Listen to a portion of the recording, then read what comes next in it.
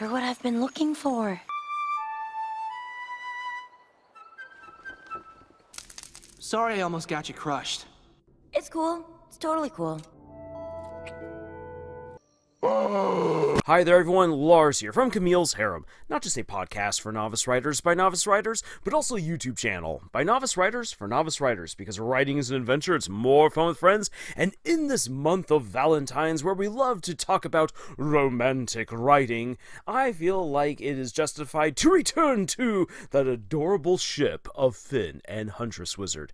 Yeah, I know I did a video about them already a few years back, but I want to come back to this topic. I want to have a look at it and examine why, even though this was arguably a really well set up relationship, despite the minimal amount of time that these two had on screen together, why it was bungled during the finale for the main series of Adventure Time. We've gotten loads of little shorts and little spin-offs and side stories and likes, which have all been really good, but the main story of Finn and Jake going on all of their incredible adventures, the ending really wasn't all that good. And as a result, Finn's last romantic relationship, which was, again, I would argue, pretty well executed, just unfortunately just got dropped, basically kicked off of a cliff. So let's talk about it. Let's see what exactly happened, what lessons we can learn from it, and again, just examine the wonders of this cute couple.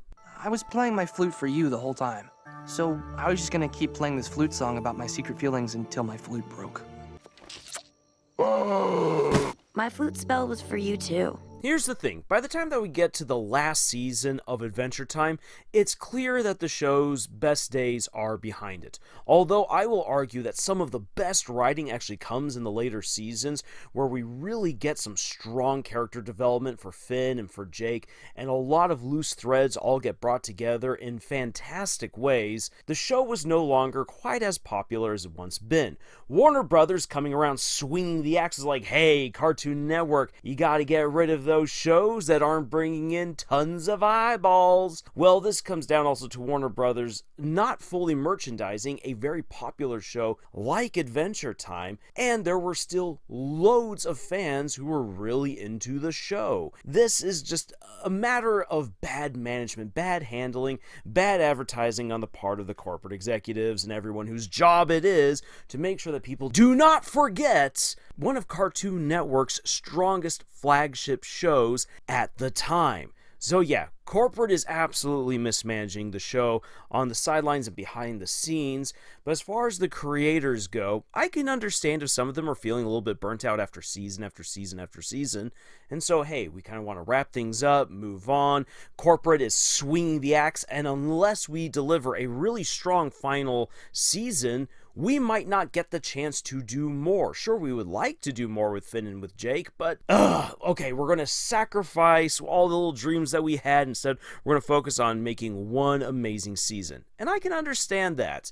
However, when we get to the finale, it's clear that there's too many cooks in the kitchen, where we have Muto, and then you also have Rebecca Sugar coming in with two conflicting messages for what the finale ought to be. As a result, we get a very rushed confrontation with Golb, something that is just resolved through a song. Yes, we're going to take out one of the greatest monstrosities in the entire multiverse with one of the weakest songs written for Adventure Time. On top of that, the relationship between Marceline and Princess Bubblegum, which had already been fairly well identified and wrapped up, no, we're going to sacrifice time with Finn and Jake to focus on them. And characters who have been built up to be big parts of what's going on here, with Huntress Wizard, Peppermint Butler. Yeah, no, we're just going to kind of shoo them off to the side. They either get to say nothing or they get to do very little at all. And everything to do with Mars and with Magic Man and with Simon, it felt so rushed. Finn and Jake became side characters, supporting characters at the climax of their story. Yes, Finn had come to terms with Fern just before this, and Jake had already come to terms with his past and identity earlier on. However, in order to deliver strongly on these heroes, you needed to have a big heroic moment where Finn and Jake show off who they are after this long adventure they've gone on to be the ones to help to defeat Golb. Dang it, this was just such a wasted opportunity. Now, what does any of that have to do with Finn and Huntress Wizard? Well, it's important for us to note that a lot of Finn's personal development throughout Adventure Time had to do with romance. It makes sense because he's a teenage boy. He's got the hormones racing through him. He's got all of these different girls that he's had crushes on, from Princess Bubblegum to Flame Princess. Yes, he indeed had a crush on Marceline. Let's not try to sweep that under the rug. And as well as being around with all these other different princesses. But we've seen time and time again how these relationships blew up in his face, either from people not reciprocating his feelings, to him unfortunately betraying Flame Princess, to him just making very bad calls with other people, or things, or just it's just not meshing. The gears just didn't quite mix. And then Finn playing around with all of the princesses, just going around for non-committal makeouts, when there are definitely those who were very interested in him. Oh boy, he still has the 1,000-yard stare after his time with a lumpy space princess. We're taking this to the deep end. But I'm not a good swimmer. Don't be scared, Finn. Lumpy's on lifeguard duty.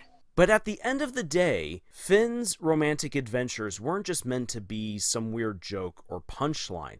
They were meant to show how he was dealing with, well, being the last human, trying to find his identity, finding companionship, finding love, all things that are wrapped up in not just the teenage experience, but the human experience as well. And Uncivilized Elk did a fantastic analysis video looking at the message with Finn using the maid against the lich over in Farm World, where a man needs a maid, a man needs a maid, a man needs a maid, and he did an excellent job of connecting that scene all the way on over to Flute Spell and the role that Huntress Wizard began to play in Finn's life, where Finn had a romantic connection with someone else and for the first time was wholly mature about what happened. Oh yeah, sure, he was still a teenager, and he got really flustered when Jake was making fun of him in front of Huntress Wizard and making things a little bit awkward and trying to push the two of them together, but Finn handled the situation overall in a very mature way, and he did not pine after Huntress Wizard. He showed her respect, and she showed respect back to him in return. And so we thought, yeah, okay, so this is just going to kind of be a neat one and done deal. This shows that Finn is growing up.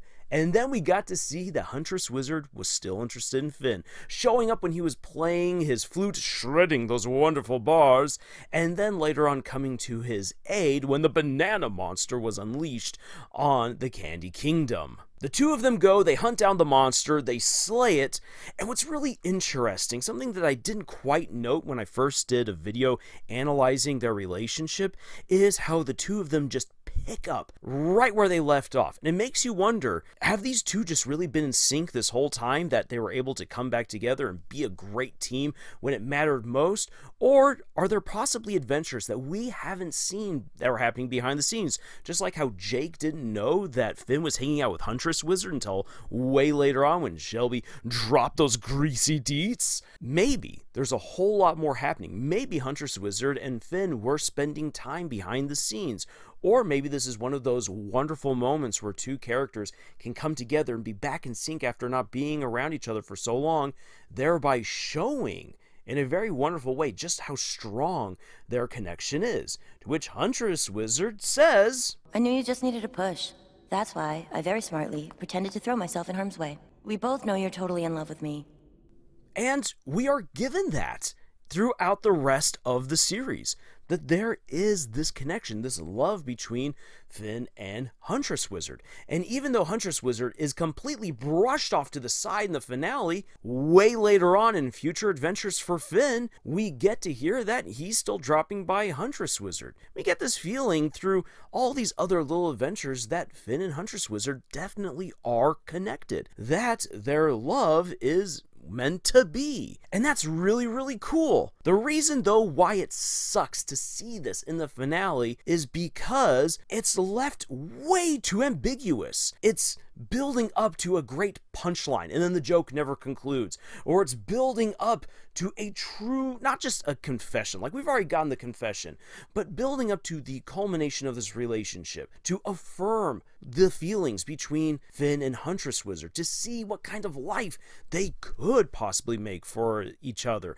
Not that we have to see them having kids and everything, like we don't need to go that far. It makes really great fan art, but we don't necessarily need it within the show, but we just need a confirmation that, guess what? Finn just hasn't matured, but he has found a way to be romantically happy and satisfied with a partner that he sees as an equal, who treats him with respect as well, and who returns his affection. That is payoff for all of the seasons of work and pain that we've seen Finn go through. That was taken away from us. Earlier this month, I talked about how romance is a matter of time and commitment. One of the things I really do like about Adventure Time is how we have spent so much time with Finn, seeing all of his many relationships, which ones have worked, which ones have not, and which ones have evolved in various ways. Finn has matured outside of his relationship with Huntress Wizard, which is really good to see. And when we get to see him actually being in a relationship with Huntress Wizard, it just feels so wholesome that despite the fact that we haven't had a whole lot of time with Finn and Huntress Wizard together as a couple, it feels like they work. And you can tell that the writers put a lot of emphasis into making their dynamic really, really work and jive with Finn's personal progress, with his development as a character. So it just works so dang well. But another thing is this: you need to commit to the relationship. You need to be able to show your audience that yes, it works. Yes, it is real. Yes, the characters are meant to be together. We get this with Princess Bubblegum and Marceline, which is fine and everything, but again, conflicting visions. I think that Muto really wanted to show off the big grand finale to Adventure Time with Gold arriving, while Rebecca Sugar's like, hey, you know what? I just want to focus on the shipping and the music. Oh, and by the way, let's put in another little lesbian kiss. Girl, already we knew that these two were together. I actually would have really enjoyed if we had gotten the big confession way sooner to confirm that these two 110% are in a relationship together, so that way they could go in as already a very strong and affirmed couple into the finale. That actually would have been a stronger choice to make. That would have even been far bolder than trying to slip in that little kiss there at the end. Screw you, Rebecca Sugar. Yes, I know I'm making people mad saying that, but it is true. No, that kiss should have been for Finn and Huntress Wizard. I'm sorry, but that's really the case, and I'm going to stand by that. Ultimately, when looking at the finale, the problem is that there's just too much happening in way too little of time. And this comes about because, again, they were trying to cram in what was probably 2 or 3 seasons worth of work into one season, and basically putting 5 episodes into one short episode for the end. No, that does not work. It was way too much, with corporate breathing down their necks, too many conflicting visions, too many cooks in the kitchen, that they could not commit to Finn's romantic relationship with Huntress Wizard. Which I know for some people they're gonna say, hey, that's fine and everything. I like that's kept vague, and then we get little hints here and there, and the spin-off stories and the likes. And sure, that can be fun and all, but it is pretty underwhelming. And in loads of conversations that I've had with people who finally are like, okay, I'm going to be honest. Adventure Time's finale was seriously underwhelming. I felt like I got cheated out of so much. I'm like, exactly. We got cheated out of great world building. We got cheated out of some great character moments that we're supposed to have had. We got cheated out of Jake and Finn being the heroes worthy of having mountains carved into their likeness. We got cheated out of a good culmination of romance for Finn and Huntress Wizard, along with so many other things. The ending to Adventure Time, the grand finale to the main series, was underwhelming. As a result of that, it hurt a romance that could have been, should have been incredibly strong and rewarding for the characters and for the audience. And that's just, it's so frustrating. So, the lesson that I wish for you to take away from what Adventure Time did with Finn and Huntress Wizard is this. Take the time to develop your characters, like the show did. Take your time to develop the relationship, like Adventure Time did with Finn and Huntress Wizard. Take the time to show them in that relationship, which Adventure Time should have done more of. And commit to it. If you want these two to be endgame, you need to show us that. If you don't do it, you are disappointing your audience. It's like saying, hey, this fantastic meal that you guys are enjoying, there's this beautiful, gorgeous, triple-decker chocolate cake dessert with the works and ice cream, and it's all yours once you are done with dinner. And then once dinner is done, people are like, well, I'm feeling pretty full, but that cake looks delicious. You say, yeah, you're not getting any cake. Bye, everyone, and then kick them out of the restaurant. That's basically what Adventure Time did in so many ways, and not just with the romance between Finn and Huntress Wizard. So, as writers, that is what you need to do. You need to give the time to your story, to your romances, to perfectly sculpt them into what they ought to be.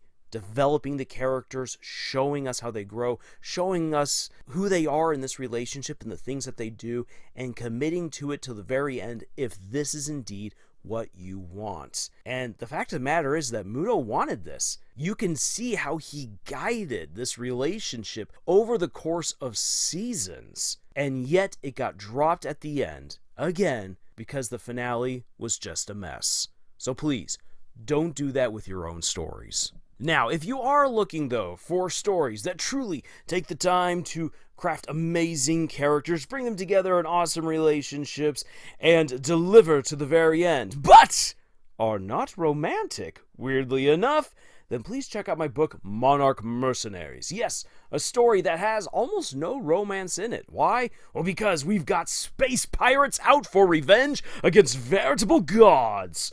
Oh yeah. If you're looking for a good replacement to the zaniness of Adventure Time, then this is a book that I would highly recommend to you. But if you'd like to support us in other ways, then please make sure that you comment on this video, subscribe if you haven't already done so. We would love to have you along for this amazing adventure that we call writing. And until the next video, y'all, tschüss. Looks like here is where we part. I'm gonna stop off and see Huntress Wizard. Where do I go?